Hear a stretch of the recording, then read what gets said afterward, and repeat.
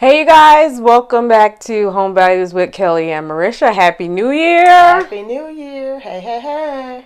So, it's like the middle of January. How long do you actually say Happy New Year? As long as we want to say it. What are you gonna be? Happy New Year. I heard the rule was if you as long as you haven't seen that person in the new year, it's still okay to tell them that. But I don't know, but like the 15th to 20th of January. Well, anyway, Happy New Year. And welcome back. So, what are we talking about today, Kelli? Today, we're going to be talking about Get Your Life. Get your life. So, we're talking about several different topics today. We are talking about children's spaces. Mm-hmm. We're talking about decluttering and the best use of a small shared space. Right. So stay tuned because you don't want to miss it. And let's give a shout out to one of our subscribers, Maya. Hey, Maya. Hey, Maya. All the way in South Carolina, who wanted to know about decorating children's rooms and spaces for children. So we hope you enjoyed this video and tell your friends. And let's go ahead and get started.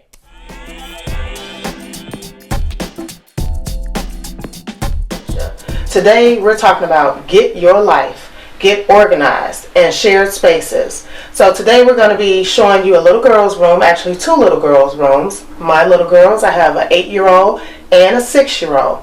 And right now, they're sharing a bedroom together. It's not a real big space, but we wanted to come in recently and we did some refreshing to the room, if you will, and got new beds and everything just to add more functionality to the space. So as you can see, we have two beds in this space. We have a bed on this side, a bed on this side.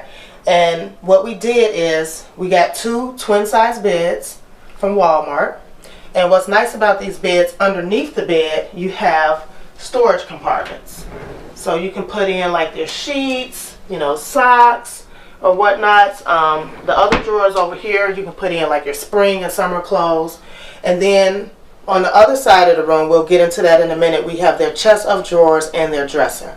So what's nice about this setup is, again, it's not a really big space, but you have a bed, twin size bed that has a little book shelving unit. So they have their little jewelry box, if you will, some of the special books that they like to read, and just some decor. So this way the room can still look nice and pretty and girly, but you still have that functional space that you can maximize. As well as, if you look on this side, both beds are mirroring each other, so they're identical. This way you don't have to worry about one saying, well, this one got that one and I don't have this. They have the exact same thing. Only thing different is their books, because they have different selection of books. And for functionality, we also have a spot for their dowels. Now, how cute is that? They have their little American Girl dolls. They each have their own little chair, so they're nice and cozy as well. So it's a space for them too, and those are the only toys that are allowed in their bedroom. And next we have an ottoman. So each of the girls have their own ottoman at the foot of the bed with their little cute little pillow on it. And then inside you have your books. They're not in order, but they have their books in here. So this way, if they want to just come in their room and sit down on the ottoman and read, they have that option to do that, or they can sit in the lay of their bed and read, either or. Next, let's talk organization. This is the next part of our Get Your Life series. So I was recently introduced to someone called Marie Kondo, and she was introduced to me by one of my friends, Dana, and thank you, Dana, for sending me that link. I went and looked at Marie's videos and I was very impressed with her method of folding clothes. So what led me to really go deeper into this whole folding method of Marie Kondo is I found myself trying to put all of my little girl's clothes in her drawer, and I literally was stuffing them, and we'll insert some pictures of how the drawers looked before, but I was trying, and I'm going to just show you what I learned from Marie Kondo. Now, I am not Marie Kondo, so I may not be doing it exactly like she did, because Marie Kondo, honey, she be zen with her clothes. I'm just doing it the best way I can, but I'll show you how she did the clothes. So first we're going to start with a t-shirt, something very simple to use. So we put it down on the bed. We have our zen moment, just to kind of smooth out the wrinkles, if you will. Hopefully Marie would be proud if she see this, Okay, so then she took the one side and folded it over, kind of folded back the sleeve, took the other side like so, And then she went halfway up, like so.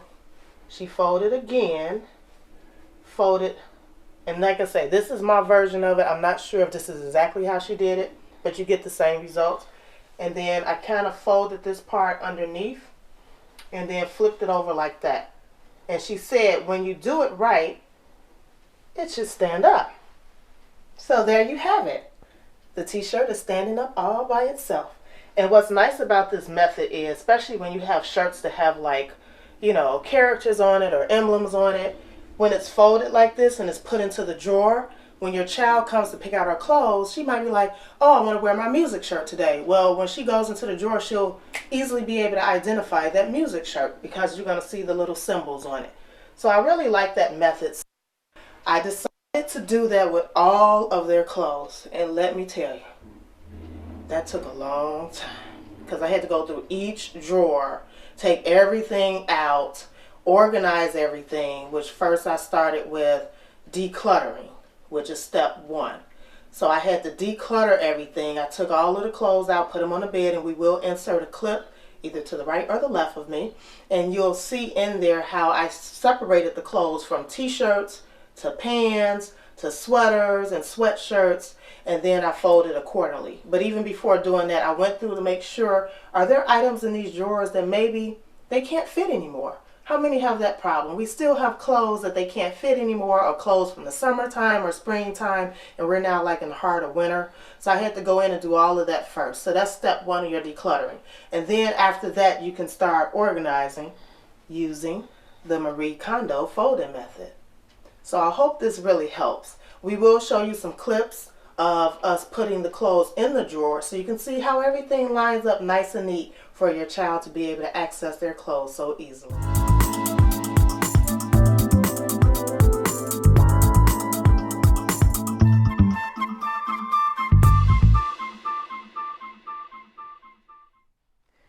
So I was really excited to see what Kelli had in store for us today.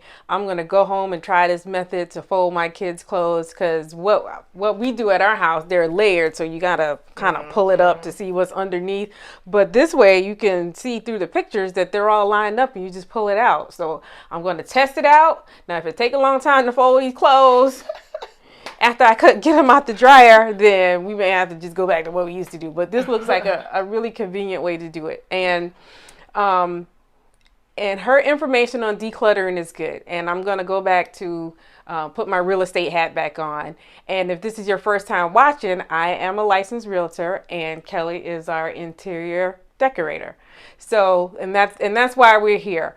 But as far as real estate is concerned, decluttering is a really important tool, especially at the beginning of the year. You may be thinking about putting your house on the market later on this year. And the first thing you got to do is clean it out. So we are actually in the process of decluttering our house too. So this video is right on time. We took it to the next level though. We got a dumpster.